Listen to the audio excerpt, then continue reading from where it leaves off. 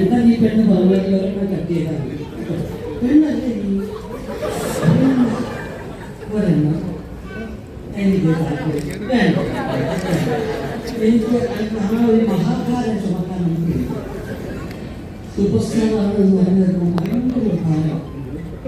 നമ്മളൊരു കുഴപ്പമില്ലാത്ത ഇങ്ങനെ സൈഡിൽ പോകുന്നതല്ല. അതുകൊണ്ട് കഴിഞ്ഞ പിടിച്ചിട്ടുണ്ടാകും ഒരുമിച്ച രണ്ടുപേരും ഒരുമിച്ച് ഓക്കെ ഓക്കെ. ഞാനും മഞ്ജുവിന്റെ ഇതുപോലെ തന്നെ കുറേ നാളായിട്ട് എനിക്കൊന്നൊരു 5-6 വർഷമായിട്ട് അത് നടക്കാതെ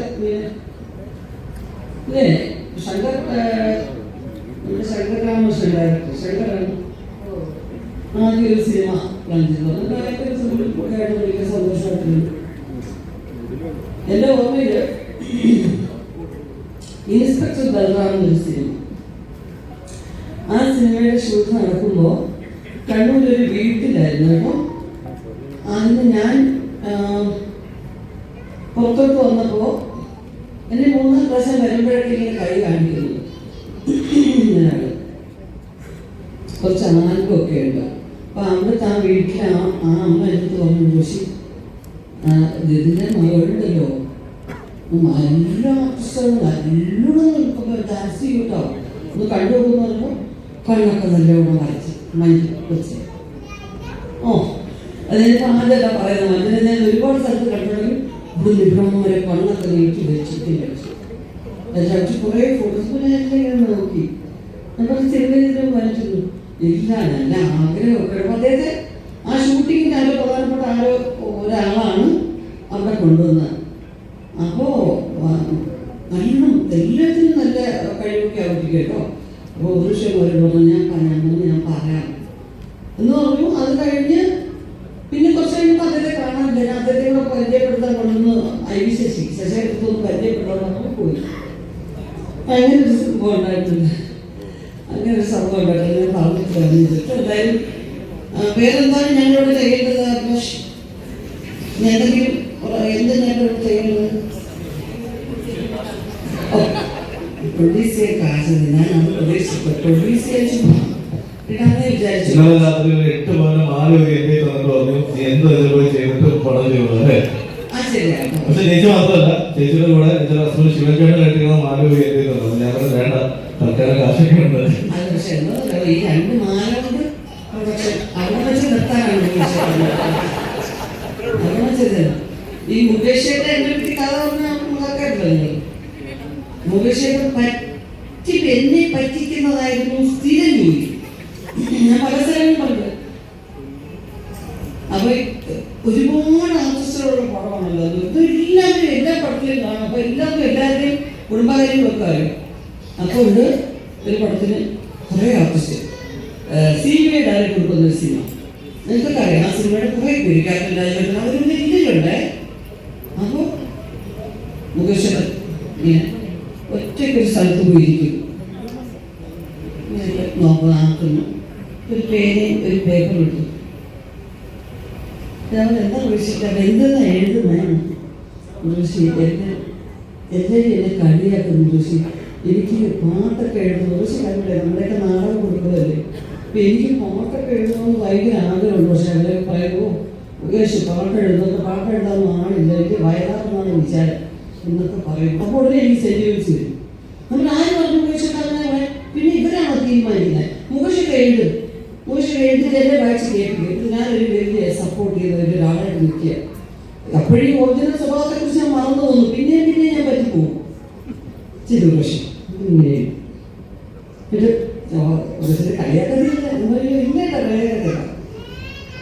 തിരുനെല്ലി കാട് പൂത്തു, തിന്ന കിളി ഇറങ്ങി, കിളിയാട്ടും പെണ്ണെ കളിയാടാൻ വായോ. അങ്ങനെ പറഞ്ഞു. ഒരു സൂപ്പറായിരിക്കും ചോദിച്ചു. കഴിയൂ, നല്ല കുറച്ച് പ്രാസമൊക്കെ വെച്ച് ഭയങ്കര രസമായിരിക്കുന്നു അല്ലേ? പക്ഷെ ഞാൻ അവിടെ കൊണ്ട് കളി എന്നിട്ട് അവരുടെ അടുത്തോണ്ട് പേപ്പർ എഴുതട്ടെ. ഭയങ്കര അവരുടെ എക്സ്പ്രഷൻ കണ്ടോ. ഞാൻ പറഞ്ഞില്ലേ നിന്നെ കളിയാക്കുന്നില്ല. അവരുടെ ഉപേക്ഷിച്ച് അവരെയൊന്നും ഭാഗവയ്ക്കാൻ ഉപേക്ഷിക്കാം. ഞാൻ ട്യൂൺ ചെയ്യട്ടെ. അപ്പൊ ഇവർക്കൊക്കെ അറിയാൻ കേട്ടോ ഈ ഡ്രാമ. അവിടെയാണ് എന്റെ നാണക്കേട്. അപ്പൊ ഞാൻ ശരിയല്ലേ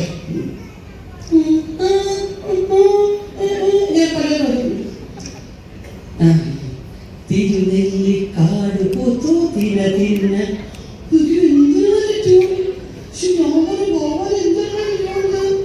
ചേട്ടക്ക് സൂപ്പറായിരിക്കുന്നേട്ടോ, നന്നായിരിക്കുന്നു. ആണല്ലേ ഉർവശി? ഇത് ഉർവശി ചോരയെ കാണിക്കല്ലേ, എനിക്ക് പരിഹാസം കേൾക്കാൻ വലിയ ഉർവശി. നമ്മുടെ കുടുംബത്തിന്റെ ബാക്ക് വാക്കുവാണ്. ഇപ്പൊ ഞാൻ 10 വട്ടം ഞാൻ ഓരോരുത്തർക്ക് നിങ്ങൾ കേട്ടോ ഉപേക്ഷിച്ചിട്ട് പാട്ട് ഇല്ല, അവരുടെ അറിയാം കേട്ടോ, ബഹദൂറങ്ങൾ മാത്രം. അടുത്ത ഡയലോഗ് ഏതാണെന്ന് നോക്ക്, മുകേഷിന്റെ പാട്ട് നോക്കിക്കൊണ്ട് നടക്കാതെ. അപ്പൊ ഞാനിത് വെച്ചു. എന്നിട്ട് ഞാൻ തിരുനെല്ലിക്കാട് പൂത്തു തീരത്തിനായി സൂപ്പറായിരുന്നു. പിറ്റേന്ന് രാവിലെ ഞാൻ അവിടെ എറണാകുളത്ത് പോവുക, വേറൊരു പടത്തിൽ ഷൂട്ട് ചെയ്യും. വണ്ടി കയറിയിരുന്നപ്പോൾ നേരത്തെ വന്ന കുട്ടപ്പൻ, അന്നത്തെ ഒരു മുഖ്യമന്ത്രി കരുണാകരന്റെ പൈലറ്റായിട്ട് പോയ കുട്ടപ്പനാണ്, കുട്ടപ്പന്റെ വണ്ടിയാണ്. അപ്പൊ പെട്ടെന്ന് കൊണ്ടുവന്ന് വീടും, ഭയങ്കര സ്പീഡാണ്. ഇതിനോട് 5 മിനിറ്റ് പറഞ്ഞു കുട്ടപ്പ പാട്ടിട്ട് കുറെ പാട്ട് കഴിയുന്ന അടുത്തത് ഒരു പാട്ട് കാസറ്റാണ്. യേശുദാസ് ഒരു ചേർന്ന് ആലപിക്കുന്ന ഗാനം. അതുപോലെ നേരത്തെ കാസറ്റ് ഉറക്കുമല്ലോ, ദാസേട്ടും വേറെ തിരുനെല്ലിക്കാട്. അയ്യോ അതിനിടയ്ക്ക് ഈ പാട്ട് സിനിമയിൽ എടുത്തോ ഞാൻ പാട്ട് കഴിച്ചിരുന്നത്. ഞാൻ പറഞ്ഞു ഇന്നലെ മുകേഷിന്റെ എഴുതിയ പാട്ട് ഇന്ന് സിനിമയിൽ വന്നിരിക്കുന്നു. ചേച്ചി ഇത് ജോഷി സാറിന്റെ പടത്തിലെ പാട്ട് മുകേഷനും പാർവതിയും കൂടെ അഭിനയിച്ച് ഞാൻ എന്നെ കൊണ്ടുവന്ന് വെച്ചിട്ട് ഇങ്ങോട്ട് കൊണ്ടുവന്നു. എനിക്കാണെങ്കിൽ അപ്പ കൈ കെട്ടിയിരുന്നെങ്കിൽ ഇങ്ങനെ എടുത്തത് എനിക്ക് മോനൊക്കെ ഇത് സഹിക്കാനോ വയ്യ. ഞാൻ ആ ലൊക്കേഷനിൽ എല്ലാവരോടും പറഞ്ഞിട്ട് ഈ പാട്ടിനെ കുറിച്ച് 4 ദിവസം കഴിഞ്ഞ് പോകണം. മുകേഷനെ കാണുന്നുണ്ട്. എല്ലാവരും മുന്നിൽ വെച്ച് എന്ത് പറഞ്ഞ് തോപ്പിക്കാം, ഒന്നും പറഞ്ഞ് തോപ്പിക്കാൻ പറ്റില്ല. ശരിക്കുള്ള ജീവിതത്തിൽ നമ്മളെ കുറിച്ച് ഒരാൾ കളിയാക്കിയാൽ നമ്മൾ ചിരിച്ചു പോകുന്ന ഒരൊറ്റ ആളുടെ ഞാൻ കണ്ടിട്ടുള്ളത് മുകേഷ്. സത്യത്തിൽ ഹ്യൂമർ അവതരിപ്പിക്കുന്ന സിനിമയിൽ അവതരിപ്പിക്കുന്ന ഒരുപാട് പേരെ ഞാൻ എല്ലാ ഭാഷയിലും കണ്ടിട്ടുണ്ട്. പക്ഷെ മുകേഷിന്റെ അത്ര സ്പോണ്ടേനിയസ് ആയിട്ട് നമ്മളെ കൂടെ ചിരിപ്പിക്കുകയും ഒരു സെക്കൻഡ് ചിന്തിപ്പിക്കുകയും ചെയ്യുന്ന തമാശ അപ്പം പറ്റിക്കാൻ പറ്റില്ല. ഞാൻ തോറ്റു പോവുകയാണ്.